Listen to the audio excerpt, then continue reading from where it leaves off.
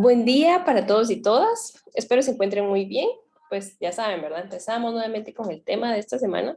Ya estamos próximos a terminar, ¿verdad? Ya vamos más de la mitad. Entonces, voy a compartir pantalla en este momento y empezamos.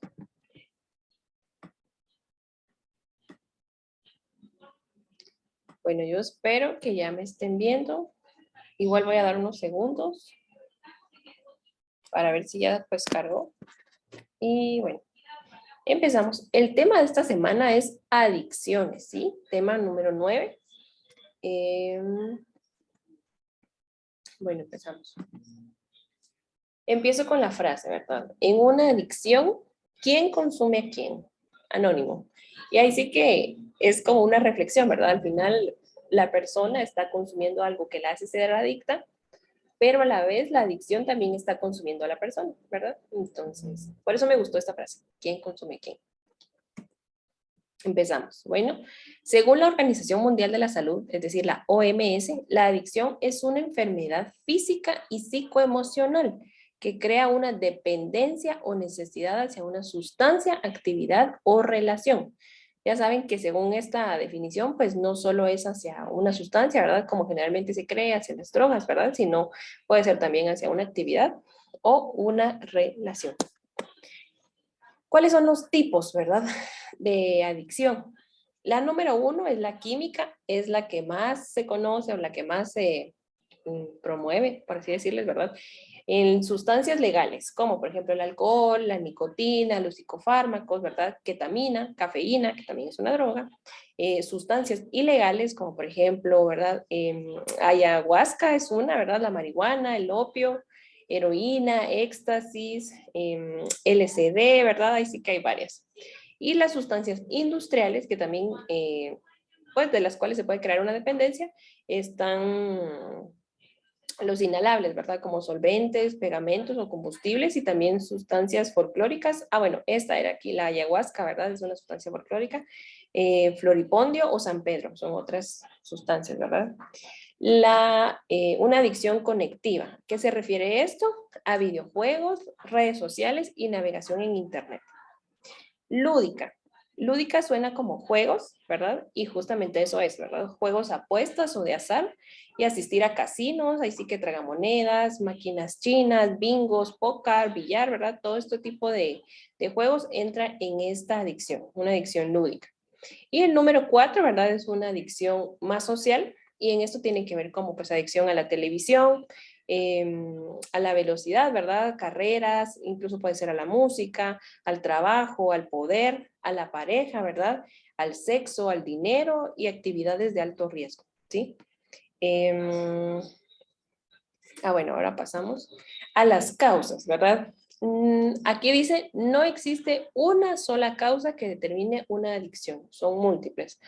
O sea, si a veces han escuchado, ¿verdad? O se escucha comúnmente, incluso no sé si ustedes lo habrán dicho o lo pensarán, pero a veces se escucha eso de, ay, el papá bebía y ahora el hijo también bebe por eso, ¿verdad? Pero no, esto es muy determinante y como les digo, para que una persona tenga una adicción, no es solo por una sola causa, sino que son varias causas, ¿verdad? Y dentro de ellas, pues puedo mencionar las que están aquí, causas socioeconómicas, familiares, psicológicas, biogenéticas, ¿verdad? Farmacológicas y neurobiológicas. Ya saben que no es solo una cosa. Entonces nos hacemos la siguiente pregunta. ¿Por qué la gente o por qué las personas consumen sustancias adictivas? Aquí ya estamos hablando más de pues drogas como tal, ¿verdad? Una sustancia, no tanto una actividad, pero también puede ser una actividad o una, ¿qué era lo otro que decía? Aparte de una actividad. Bueno, una relación, ¿verdad? Entonces, ¿por qué una persona puede llegar a ser adicta? Lo número uno, o la razón número uno, es para sentirse bien, ¿verdad? La mayoría en este caso, ¿verdad? De adicciones o de sustancias, ¿verdad? Es que producen sensaciones intensas de placer, que más adelante vamos a hablar de esto, y esta sensación inicial de euforia es seguida por otros efectos que varían según el tipo de droga o de actividad o de relación, ¿verdad? Que se está consumiendo. Y, ¿verdad? Si hablamos de estimulantes, la cocaína, ¿verdad? Produce una sensación de euforia seguida de sentimientos de poder, confianza en uno mismo y mayor energía. Entonces, por eso, ¿verdad? Para sentirnos bien. La razón número 2, para sentirnos mejor. Se recuerdan que también hablábamos, creo que en el tema de las emociones, que a veces uno tiende a anestesiar las emociones, ¿verdad? Y una de esas es con drogas, ¿verdad? O con adicciones. Entonces, también va de la mano con esto, para sentirnos mejor, ¿verdad? Digamos que algunas personas que sufren de ansiedad social, por ejemplo, o trastornos relacionados con el estrés o depresión, comienzan a abusar de sustancias en un intento por disminuir los sentimientos de angustia, ¿verdad? Y el estrés también puede jugar un papel importante en el inicio del consumo de drogas. La continuidad en el abuso de drogas o el inicio de una adicción. La razón número 3 para un mejor desempeño. ¿A qué vamos con esto, verdad? Que algunas personas a veces sienten presión para aumentar o mejorar químicamente sus capacidades cognitivas, ya sea su rendimiento académico, deportivo, laboral, ¿verdad? Entonces puede desempeñar esto un papel de experimentación inicial con el abuso de drogas como estimulantes, ¿sí? Y la razón número 4, que también es un poco frecuente, es la curiosidad o porque otros lo hacen, ¿verdad? Por imitación. En este aspecto, los adolescentes son particularmente vulnerables debido a la fuerte influencia que tienen la presión de sus pares, es decir, de sus amigos, ¿sí? Y los adolescentes son más propensos que los adultos a participar en comportamientos riesgosos o temerarios para impresionar a sus amigos y expresar como cierta independencia de las normas parentales y sociales. Pero bueno, ¿por qué? Si consumir sustancias hace que la gente se sienta bien o mejor, ¿por qué esto es un problema? ¿Verdad? Si a veces hemos escuchado que pues todo lo que nos hace bien, pues tiene uno que acercarse más a eso. Entonces, si una sustancia me hace sentir bien o mejor, ¿por qué esto genera un problema? Pues aquí la respuesta, ¿verdad?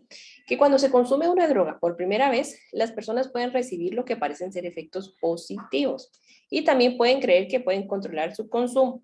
Sin embargo, las sustancias pueden apoderarse rápidamente de la vida de una persona y digamos, ¿verdad? Con el tiempo, si el consumo de sustancias continúa, otras actividades, como dice aquí, ¿verdad? Placenteras se vuelven menos agradables y las drogas se vuelven necesarias para que el consumidor se sienta normal. Entonces, luego es posible que busquen y consuman sustancias compulsivamente, a pesar de que estas causan tremendos problemas en ellos, ¿sí? Y en los seres queridos, que eso no es inevitable, ¿verdad? Algunos también pueden comenzar a sentir la necesidad de tomar dosis más altas o más frecuentes, incluso en las primeras etapas de consumo. Y pues el consumo relativamente moderado de drogas plantea riesgos, ¿sí? Incluso el que es moderado. Pensemos, ¿verdad?, en la manera en la que un bebedor social a veces puede embriagarse y ponerse al volante de un vehículo, ¿verdad? Rápidamente puede convertir esta actividad placentera en una tragedia que puede afectar muchas vidas, ¿verdad? La de él, la de las terceras personas y familia, ¿sí? Bueno, el continuo consumo de sustancias es un comportamiento voluntario. Y como les digo, ¿verdad? No solo hablamos de sustancias, sino la continua repetición de ciertos comportamientos. También es un comportamiento voluntario, ¿verdad? Entonces, bueno, dice, generalmente la decisión inicial de consumir drogas, ahorita sí estamos hablando de sustancias, sí, es voluntaria, ¿sí? Pero el consumo continuo o la repetición de un comportamiento placentero, la capacidad de una persona para ejercer el autocontrol puede verse seriamente afectada, ¿sí? Entonces, hay estudios de imágenes cerebrales, ¿verdad? De personas con adicciones y estos muestran cambios físicos en áreas del cerebro que son esenciales para el juicio, es decir, para tomar decisiones, ¿sí? Para el aprendizaje, la memoria y el control del comportamiento. Entonces, ¿verdad? Los científicos creen que estos cambios alteran la forma en que funciona el cerebro y por ende pueden ayudar a explicar los comportamientos compulsivos y destructivos de una adicción. Entonces, por eso, hasta puse aquí en negrita, ¿verdad? El deterioro en el autocontrol es el sello distintivo de una adicción. Cuando una persona ya no puede controlar lo que está haciendo, porque lo hace repetitivamente y porque en ocasiones pone en peligro su vida y la de otras personas, entonces esto se ha vuelto una adicción, ¿verdad? No importa si es como con sustancias, con una relación o con alguna actividad. Bueno, ¿por qué algunas personas se vuelven adictas a las drogas y otras no, verdad? Y siempre recalco, adictas puede ser a varias cosas. Y les doy unos ejemplos, ¿verdad? Aquí para un adulto, como podemos ver aquí, ¿verdad? Un divorcio o la pérdida de un trabajo puede llevarlo al consumo de drogas. Digamos, para un adolescente o un niño, digamos, los periodos de riesgo, como mudarse o cambiar de escuela, pueden llevarlo a ser adicto a alguna sustancia o alguna situación, ¿verdad? Entonces, lo que para el adulto fue importante, ¿verdad? Como un divorcio o la pérdida de un trabajo, para un adolescente lo será el cambio de escuela, el cambio de colegio, ¿verdad? Mudarse de casa, de vecindario. Entonces, ustedes o tal vez nosotros como papás en algún momento podemos pensarlo así de, ay, pero solo lo cambié de escuela. Pero para él o ella, o sea, para mi hijo o mi hija, esto fue importante y puede ser algo que en su momento lo lleve a ser adicto de alguna situación, ¿verdad?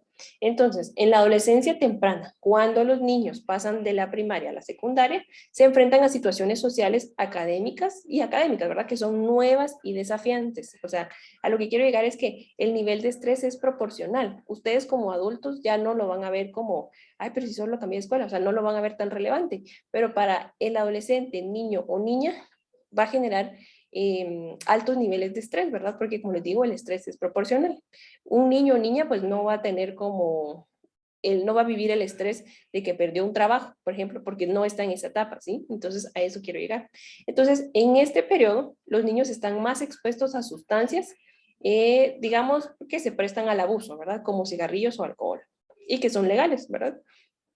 Y cuando avanzan a la escuela secundaria, es decir, como a básicos y diversificado, los adolescentes también pueden enfrentarse a una mayor disponibilidad de drogas. Y digamos porque hay como, están más propensos a actividades sociales donde pueden encontrarlas. Entonces, aquí, ¿verdad? Dice, al igual que con cualquier enfermedad, la vulnerabilidad a la adicción varía de persona a persona y no existe un solo factor que determine si una persona se volverá adicta a las drogas. Como les digo y les repito, que el papá haya sido, digamos, alcohólico, no va a determinar que su hijo o sus hijos sean iguales, ¿verdad? Entonces, en general, cuanto más factores de riesgo tenga una persona, mayor es la probabilidad de que el consumo de drogas se convierta en abuso y adicción, ¿sí? Entre más cosas tiene mi hijo o mi hija que le afectan, digamos, por eso le digo más factores de riesgo, entonces es mayor la probabilidad de que padezca una adicción. Pero por otra parte, ¿verdad? Existen los factores de protección, que estos reducen, es decir, bajan los niveles de riesgo de que una persona pueda desarrollar una adicción, ¿sí? Digamos que los factores de riesgo y los de protección pueden ser ambientales, ¿verdad? Como las situaciones en el hogar, las cosas que viven en la escuela o el vecindario, y también pueden ser biológicos, como por ejemplo los genes que tiene una persona, el estado de desarrollo e incluso el género y origen étnico, ¿verdad? Porque sí hay estudios acerca de que cierto género tiene más probabilidad de padecer cierta enfermedad o cierta adicción. Bueno, ¿y qué son los factores de riesgo, verdad? En esto encontramos conductas agresivas, como la falta también de supervisión de los padres, abuso de sustancias a escondidas, disponibilidad de drogas, quiere decir que tienen fácil acceso a ellos. La pobreza también es un factor de riesgo, como les digo, esto no quiere decir que sea determinante, ¿verdad? Porque a veces tendemos a pensar que solo las personas que viven en cierto estatus socioeconómico están más propensas a, y no es cierto. Pero sí hay estudios que respaldan acerca de esto. Las amistades negativas, ¿verdad? El consumo a temprana edad y el método de administración, ¿verdad? ¿A qué me refiero con esto? Que pues, según lo que dice aquí, fumar una droga o inyectarla en una vena aumenta su potencial adictivo, ¿verdad? Es más fácil o digamos que como entra directamente cuando yo la inyecto, porque va directo al torrente sanguíneo, es más fácil como que cree dependencia inyectarla que el hecho de fumarla, ¿verdad? Ahora, los factores de protección, ¿verdad? Encontramos el autocontrol, eso quiere decir el poder de controlar nuestros deseos, la supervisión de los padres, ¿verdad? Que estén pendientes de lo que hacen sus hijos e hijas. Esto no quiere decir que haya sobreprotección, ¿verdad? Solo estoy diciendo de que se esté pendiente de lo que hacen mis hijos, a dónde van, con quién van, interesarme por sus amigos, ¿verdad? Entonces a esto se refiere. De ahí las aptitudes académicas, ¿verdad? Esto quiere decir si mi hijo o mi hija está realmente comprometido con adquirir conocimiento, digamos en la escuela, en el colegio, ¿verdad? Políticas antidrogas, aquí ya estamos hablando del Estado, ¿verdad? Que tendría que crear proyectos de ayuda. Y también un fuerte apego a el barrio, la comunidad, la colonia, ¿verdad? Y a los miembros como los vecinos, amigos positivos, los abuelos, los tíos, padrinos, madrinas, ¿verdad? Todas estas personas que son un poco afuera del núcleo familiar, que pueden velar por el cuidado y la protección.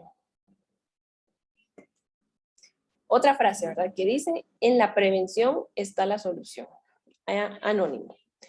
Ahí sí que a veces creemos que la cura está cuando uno interviene ya en el problema y realmente no, ¿verdad? Según esta frase es que cuando intentamos prevenir, cuando intentamos hacer que no pase, es ahí donde está la solución.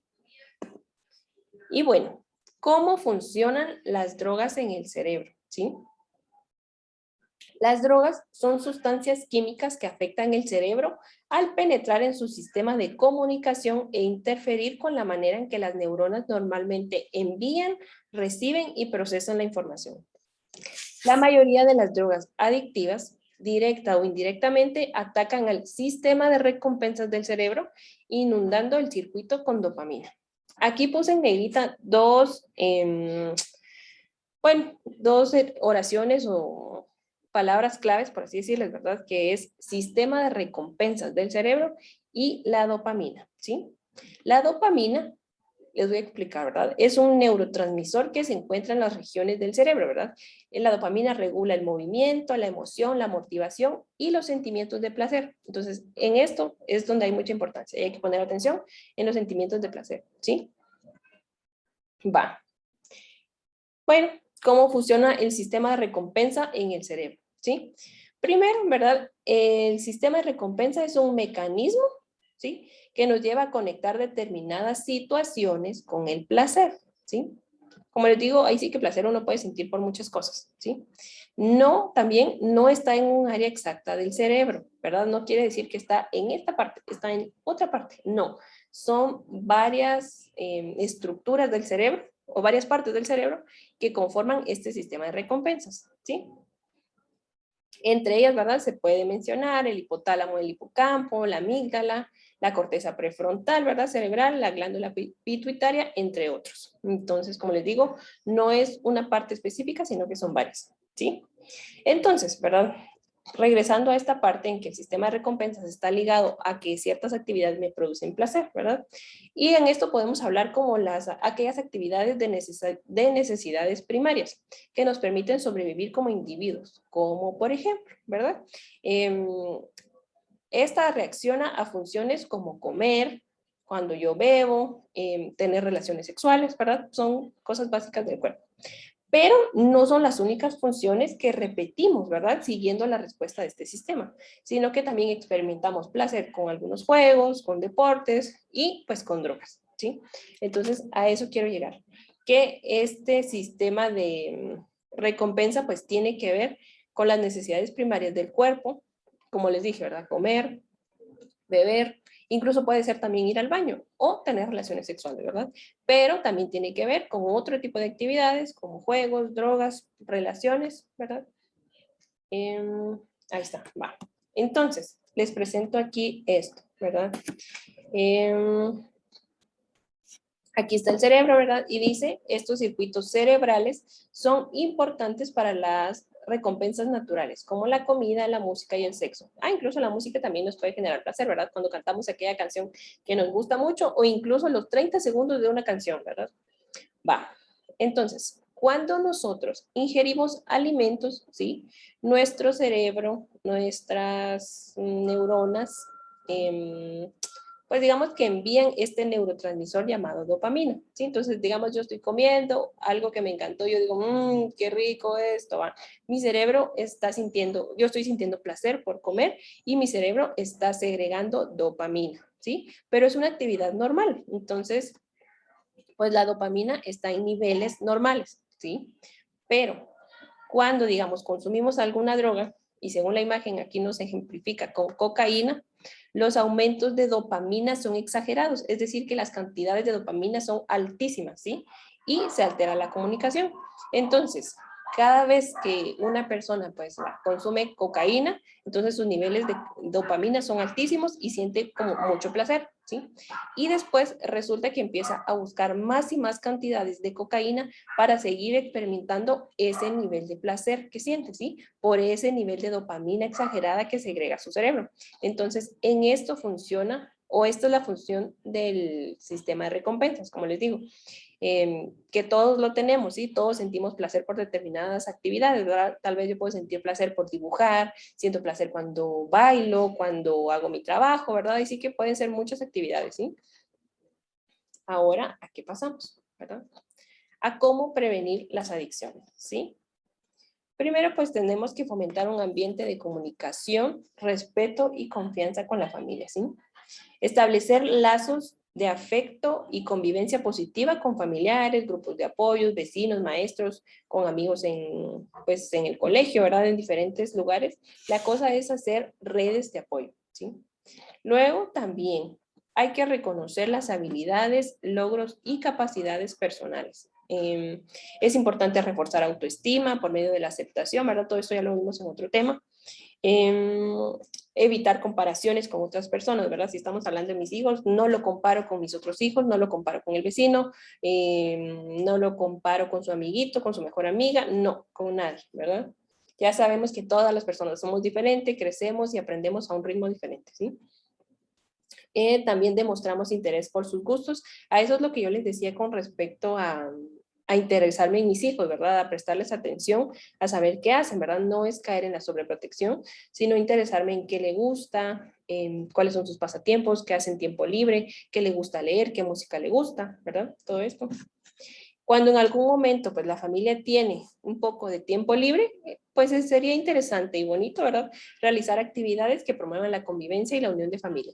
Yo no les estoy diciendo váyanse a una piscina, vayan a hacer algo, gasten mucho dinero, o sea, no, ¿verdad? Sino pues si todos estamos en casa y hoy no salimos, podemos jugar algún juego de mesa, por ejemplo, ¿verdad? O si no, podemos construir algo juntos, no sé, ¿verdad? Algo que no requiera como pues mucho gasto, que incluso pueda yo tener material en casa, ¿verdad? Que es algo. Y algo muy importante, ¿verdad? Expresar cariño y respeto por cada uno de los miembros que integran la familia, ¿sí? Y en esto también hablamos que yo expreso mi respeto por lo que mis hijos sienten, ¿verdad? Ante determinadas situaciones. Recuerdan que ya hablamos acerca de que nadie nos puede obligar a sentir determinadas cosas, pues esto también entra aquí. Ahora vamos a hablar sobre consejos, ¿verdad? Sobre cómo actuar si sospechamos que mis hijos, nuestros hijos, hijas, tienen alguna adicción, ¿sí? El primero de ellos, ¿verdad? Dice, revise su propio comportamiento, ¿sí? Yo sé que como papás siempre queremos hacer lo mejor posible para nuestros hijos, pero a veces descuidamos aspectos importantes. Y con esto no quiero decir que ustedes tengan que tener sentimientos de culpa, soy un mal papá, soy una mala mamá, no, para nada. Pero sí es importante como tener autocrítica, eso, ¿verdad? Autocrítica sin hacerme sentir culpable o reprocharme cosas, ¿verdad? Y entonces surgen estas preguntas. ¿Estamos demasiado tiempo en el trabajo? ¿O pensábamos que nuestro hijo o hija ya podía tener más libertad y descuidamos algunos límites? ¿Verdad? Como les digo, son preguntas donde tenemos autocrítica sin caer en la culpabilidad, ¿sí? Y si tenemos que hacer algún cambio en pro de nuestros hijos, hay que hacerlo, ¿sí? Pues el consejo número 2 dice, propicie un encuentro con su hijo o hija, ¿sí? Escojamos el mejor momento, ¿verdad? Nunca, si mira, digamos que si sospechamos que nuestro hijo o hija está pues consumiendo alguna sustancia, ¿verdad? Entonces, escojamos el momento para hablar con él o ella, pero no cuando se encuentre intoxicado o no cuando miremos o tengamos la sospecha de que está como, pues, drogado, digamos, ¿verdad? No se trata también de un encuentro solo físico, ¿sí? Sino de un encuentro afectivo. Y por eso lo recalco, es un encuentro afectivo, ¿sí? Acerquémonos a nuestros hijos desde nuestro amor incondicional, ¿sí? No estarían permitidas en este espacio actitudes persecutorias como tampoco dramatizar ni hacernos la víctima como papás, ¿sí? Entonces, dentro de este espacio, ¿verdad? Pasamos a la tercera, que dice, solicite ser escuchado. Bueno, ya me acerqué a mi hijo o hija en un momento donde no se encuentra intoxicado desde la afectividad y con amor incondicional, ¿verdad? Entonces, yo puedo describir las conductas que he notado, ¿verdad? Que están disparando mis alarmas. Evito juicios, o sea, es decir, no lo juzgo, no lo reprocho y tampoco lo culpo, ¿sí? Tres cosas. No juicio, no reproche, no culpa. Y nos limitamos a describir las conductas inadecuadas y sus consecuencias, ¿sí? Y si no se evade, pues insistimos un poco, ¿verdad? Mientras más temprano detectemos el problema, tengo más probabilidad de alcanzar una solución, ¿sí? Y por eso quise dedicar a esta parte una diapositiva en especial, ¿verdad? Porque hay preguntas que van a demostrar a mi hijo o hija que yo estoy ahí para ayudarle y no exactamente como en un interrogatorio, ¿verdad? Ni que lo estoy persiguiendo. Entonces, aquí pues describí estas preguntas y dicen así, la primera, ¿verdad? Ya saben, ¿verdad? No culpa, no reproche y ¿cuál era el otro? No juicio. Entonces, bueno, hemos notado o he notado, ¿verdad? Algunos cambios en ti últimamente o he notado algunos cambios recientemente y los enumero, ¿verdad? Ahora ya no haces esto, ahora te veo esto, ahora aquí, ahora ya, ¿verdad? Como les digo, solo se describen acciones concretas, ¿sí? Enumerarlas. Entonces, bueno, te amamos y sentimos que algo te está atormentando. Algunas personas actúan de forma distinta porque experimentan con la bebida y otras drogas y luego se dan cuenta de que el control se les fue de las manos. Miren, al final le estoy diciendo a mi hijo que estoy preocupado, que he notado cambios y que lo que está viviendo, lo que está haciendo se le puede ir de las manos, ¿sí? De ahí también puedo decir, ¿esto es algo por lo que debamos estar preocupados? Le estoy preguntando a mi hijo, ¿verdad? Si es así, esperamos que seas honesto con nosotros y nos lo digas, de modo que podamos ayudarte a detenerlo, ya que las drogas, de una las adicciones, son un problema sumamente grande para que un joven lo maneje por sí solo y sin ayuda. Entonces aquí le estoy dando la puerta que, mira, sé que tenés esto porque he notado tal cosa, pero pues te ofrezco mi ayuda, no lo puedes manejar solo, ¿verdad? Ahora sí, pasamos al siguiente consejo. Busque ayuda, ¿sí? Cuando ya detectó que su hijo o hija tiene alguna adicción a, pues, a cualquier cosa, ¿verdad? Busquemos la ayuda de un especialista, ¿verdad? Si consideramos que el consumo de lo que mi hijo está haciendo va más allá de lo controlado, ¿verdad? Va más allá de lo esporádico y va más allá de la curiosidad que tiene por la edad, ¿sí? Luego dice, no intente convencerle. No intentemos convencer a nuestro hijo o hija de que abandone el alcohol, de que abandone las drogas o determinada conducta que yo considero adictiva, ¿sí? Mucho menos cuando mi hijo o hija está intoxicado, ¿sí? Debemos comprender, por favor, que las ganas que tiene esta persona, que tiene mi hijo o hija, de seguir consumiendo, son más fuertes que los regaños, son más fuertes que las súplicas, son más fuertes que las lágrimas, son más fuertes de que si yo lo golpeo, ¿verdad? Entonces, bueno, constantemente a veces intentamos convencerle de que abandone el mal camino, sin embargo esto no funciona. ¿Por qué no funciona? ¿Por qué no funciona que yo le hable? ¿Por qué no funciona que yo le pegue? ¿Por qué no funciona todo esto? Por lo que ya les expliqué del cerebro, ¿sí? Porque hay cambios en el cerebro que hacen que mi hijo o hija quiera cada vez más esta sustancia, esta actividad. ¿Sí? Entonces, no intentemos hacerlo con golpes, mucho menos con golpes, ¿verdad? Pero ya sabemos que todo esto no va a funcionar y por eso los refiero a que busquemos ayuda de un profesional, ¿sí? El consejo anterior donde dice no intente convencerle va de la mano con este, que dice no lo califique de vicioso, de débil o de sin fuerza de voluntad, ¿verdad? Es importante mencionarle a nuestro hijo o hija que tiene una enfermedad y que puede ser atendido a tiempo, ¿sí? Que todavía estamos a tiempo para poder pues ahí sí que ayudarle, rescatarlo, ¿verdad? A la mayoría de las personas con adicciones les causa culpa y vergüenza los actos que cometen intoxicados. Y si se les insiste en que lo que padecen es una enfermedad, pues es probable que se sientan menos incómodos y probablemente soliciten ayuda. Y por último, y muy importante, no lo sobreprotejamos, ¿sí? Permitámosle que enfrente y arregle las consecuencias negativas que han tenido sus actos, ¿sí? No sería como lo más adecuado que yo como mamá o papá le esté arreglando la vida siempre a mi hijo por los errores que comete, ¿sí? Y si le solucionamos todos los problemas, ¿verdad? Los que generalmente acostumbra a involucrarse mi hijo o mi hija, nunca va a solicitar la ayuda que requiere o siempre va a andar metiéndose en problemas, porque siempre tengo a alguien que solucione mis problemas, ¿verdad? No, nunca tengo yo que responsabilizarme por ellos, ¿sí? Entonces, y bueno, la frase para finalizar, que me gustó mucho, dice, la adicción nunca debería ser tratada como un delito, debe ser abordada como un problema de salud, de Ralph Nader. Y la verdad es que, pues, tienes razón desde mi punto de vista, porque no se aborda tanto como un problema de salud, ¿verdad? Sino como algo penal. Entonces, hasta aquí llegamos el día de hoy con este tema, ¿sí? Ya saben, bueno, voy a dejar de compartir pantalla. Cualquier duda, consulta, sugerencia, pregunta, a mi chat personal, ¿sí? Que pasen un feliz día.